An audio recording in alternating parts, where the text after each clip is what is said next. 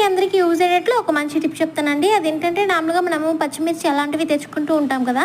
So, తెచ్చుకున్నప్పుడు పచ్చిమిర్చి అనేవి తొందరగా కుళ్ళిపోతూ ఉంటుందనమాట. పచ్చిమిర్చి అనేవి తొందరగా కుళ్ళిపోకుండా ఉండాలనుకుంటే ఇలా ఒక్కసారి ట్రై చేసి చూడండి. చాలా బాగా యూజ్ అవుతుంది. ఫస్ట్ తేగానే దాంట్లో కుళ్ళిపోయినవి, ఆ తర్వాత ఆకులు ఇలాంటివి ఏదైనా ఉన్నిందనుకోండి నీట్‌గా తీసేసుకున్న తర్వాత అయితేను ఇలాగ పచ్చిమిర్చి తొడిమిలని కూడాను నీట్‌గా తీసేసుకోవాలనమాట.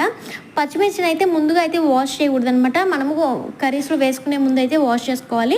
ఇలా మొత్తం నీట్‌గా తీసేసుకున్న తర్వాత అయితేను ఇలాగా మనం ఆయిల్ ప్యాకెట్స్ అయితే ఉంటాయి కదా! వాడేసిన ఆయిల్ ప్యాకెట్స్‌ను సో, దీంట్లో కొంచెం అంత ఆయిల్ అనేది అలానే ఉంటుందనమాట. దాన్నయితేను ఇలా పచ్చిమిర్చి అయితేను దాంట్లో వేసేసుకునేసి కొంచెం సేపు పైన కిందకి ఇలా చేసుకున్నాం అనుకోండి, ఆ ఆయిల్ అంతా కూడా పచ్చిమిర్చికి అయితే పట్టేస్తుందనమాట. ఇలా ఆయిల్ ఉండడం వల్ల పచ్చిమిర్చి అనేది కుళ్ళిపోకుండా ఉంటది.